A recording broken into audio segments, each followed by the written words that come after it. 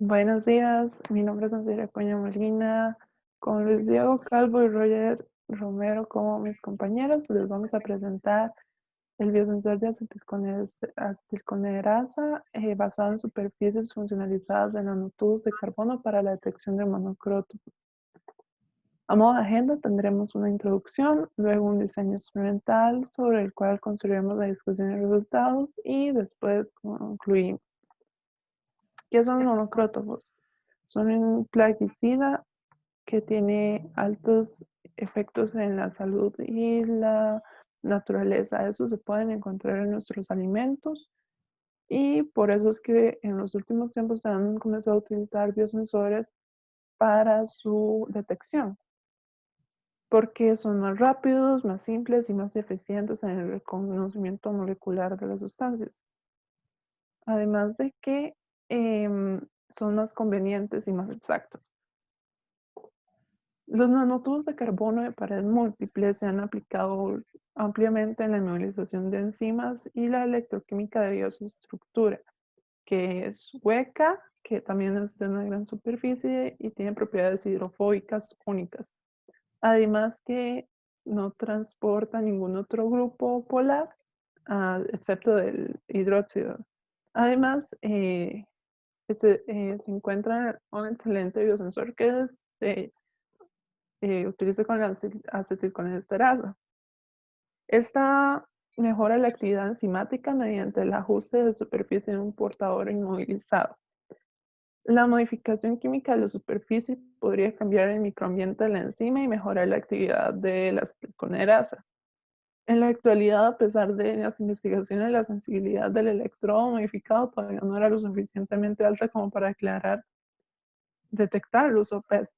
Además de que los modificadores generalmente se centran en un solo grupo funcional.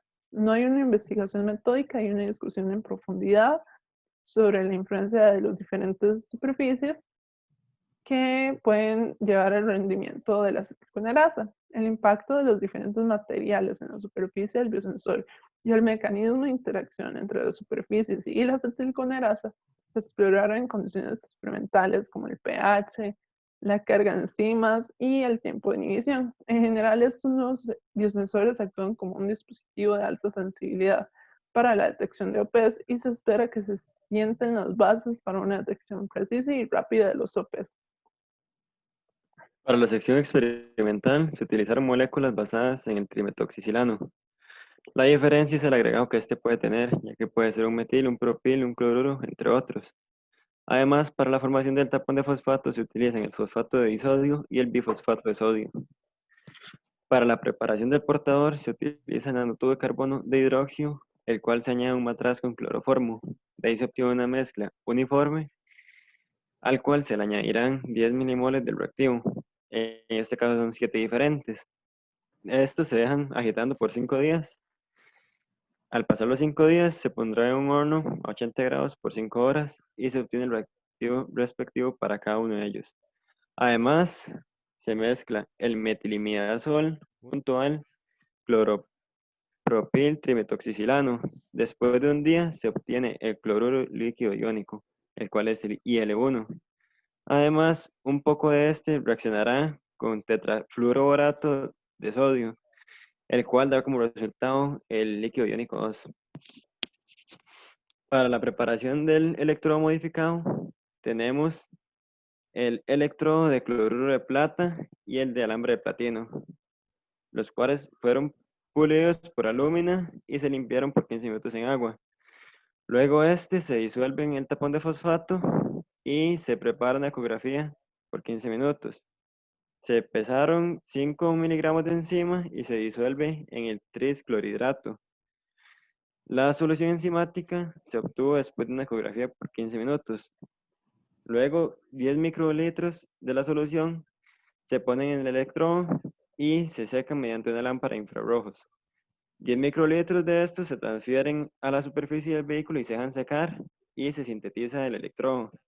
Además, los electrodos se almacenan entre 0 y 4 grados en un refrigerador. Para la detección de monocrotófos, tenemos la fórmula en la cual y 1 será la corriente máxima de cloruro de acetilcolina sin la inhibición de monocrotóforo. En el I2 será la corriente máxima de cloruro de acetilcolina con inhibición de monocrotóforo, y la I será la tasa de inhibición y se traza frente a las concentraciones del monocrotóforo para obtener así los gráficos de calibración. Además, tenemos que la termogravimetría se hizo bajo una temperatura de 200 a 1000 grados en una atmósfera de hidrógeno. Todos se realizaron usando 3 electrodos, el de vidrio, el de cloruro de plata y el de alambre de platino, todo a temperatura ambiente. Además, para la preparación de la muestra real, se compraron plantas y se limpiaron sus hojas con agua destilada y se dejaron secar naturalmente. Estas se rociaron con un porcentaje específico de monocrotóforo y un día después se removerían las hojas y se triturarían para hacerlo reaccionar con el tapón de fosfato, y la muestra se detecta mediante el método DPV, el cual es el método de déficit de presión de vapor, con el cual permite con gran exactitud medir la temperatura y la humedad de una planta. Entrando a lo que son los resultados y la discusión, primeramente se hizo un análisis del comportamiento electroquímico de los biosensores. Esto se realizó mediante voltametría diferencial de barrido para el estudio del electrodo modificado de vidrio con los diferentes grupos añadidos de los nanotubos de carbono de paredes múltiples. En el gráfico A se observa como el grupo tiol unido a los nanotubos de carbono de paredes múltiples genera un mayor pico de corriente eléctrica, que fue de 3,8 microamperios. En el gráfico B, el mayor pico de corriente lo genera el octinol con 5,14 microamperios. Y por último, en el gráfico C, se observa que el pico mayor de corriente lo genera el líquido iónico 1, siendo este el mayor entre los otros dos. Estos picos son importantes debido a que estos van a determinar la capacidad del electrodo como conductor eléctrico. Y se demostró que los materiales de octinol, etiol y líquido iónico efectivamente mejoraron la sensibilidad del electrodo, aumentaron el valor de respuesta actual y promovieron el progreso de la reacción y fueron más adecuados para la detección de los OP. Para las siguientes pruebas solo se van a trabajar con esos 3 grupos que se obtuvieron picos más altos de corriente. Después se le realizó una voltamperometría cíclica en donde se obtuvieron un par de picos redox en donde los picos mayores de corriente también corresponden a los líquidos iónicos. Como se logra observar en la figura, el pico superior sería el pico del potencial de oxidación y el pico inferior es del potencial de reducción. Las pruebas también se les realizó a los demás grupos y también al electrodo solo y al electrodo con los nanotubos de carbono de paredes múltiples, pero sin ningún grupo añadido a este. Y este potencial lo que hace es indicar la capacidad para reducir u oxidarse que posee dicho electrodo.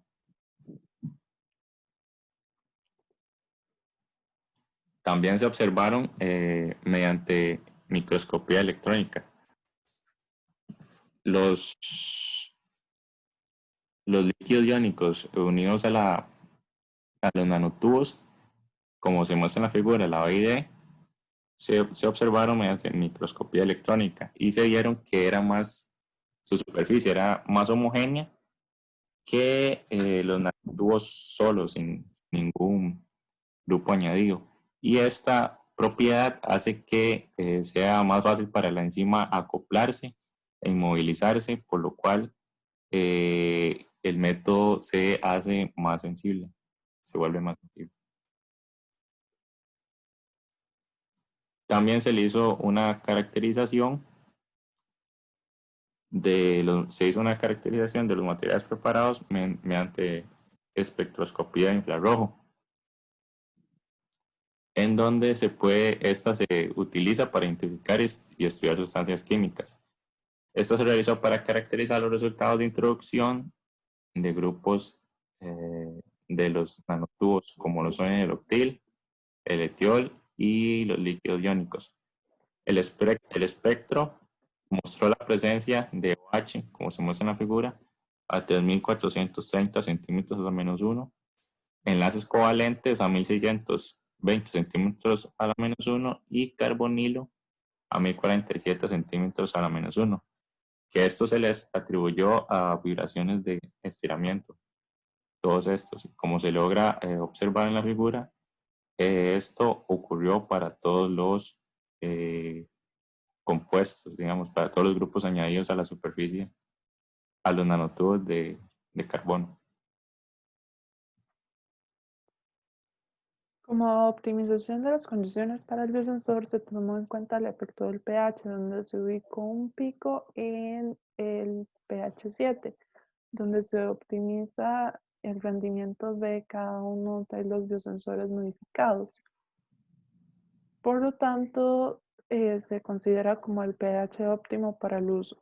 También la concentración de la acetilconhidrasa se observó un aumento adicional que condujo a una disminución obvia de la respuesta actual, que probablemente fue por la acetilcolinasa superabundante y aumentó la resistencia del electrodo, por lo que se determinó que la concentración óptima para el uso era menor al pico que se midió. También se tomó en cuenta el porcentaje de ignición con respecto al tiempo, donde la tasa de ignición se mostró de una mejora obvia al aumentar el tiempo. Sin embargo, no hubo cambios obvios después de alcanzar el equilibrio, por lo que se encontró que el tiempo de ignición no óptimo era para A y C de 12 minutos y para el B de 14 minutos porque se encuentran estables después de ese tiempo.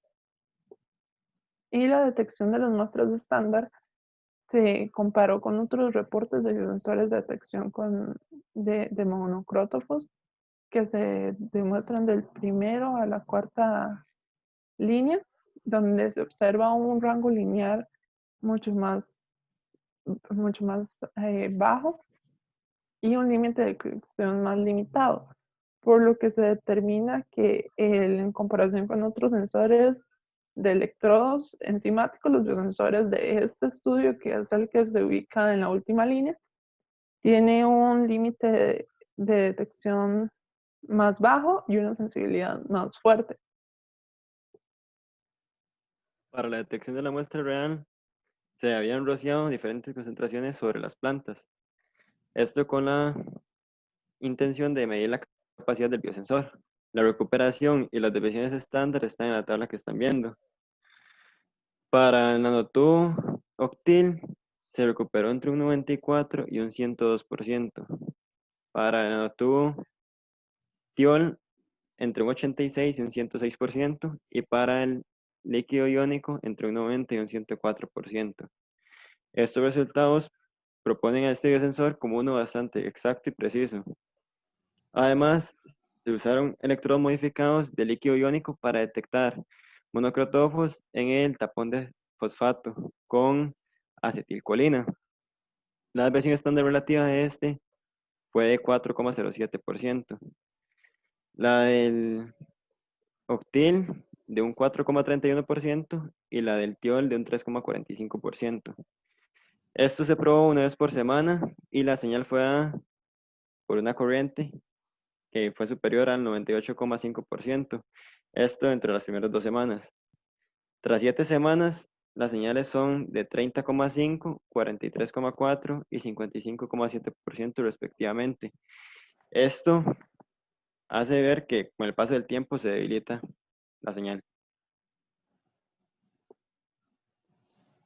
Y ya para terminar, a manera de conclusiones, vamos a tener que la superficie de los nanotubos de carbono de paredes múltiples con líquido iónico es el mejor portador para acetilcolinesterasa debido a las pruebas realizadas. Se llegó a esta conclusión. Y también vamos a tener que los biosensores en este estudio exhibieron un rango lineal más amplio, un límite de detección más bajo y una sensibilidad más fuerte. Y se espera que este trabajo contribuya a la detección eficiente de OPs. Eso sería todo. Muchas gracias y quedamos atentos a sus preguntas y comentarios.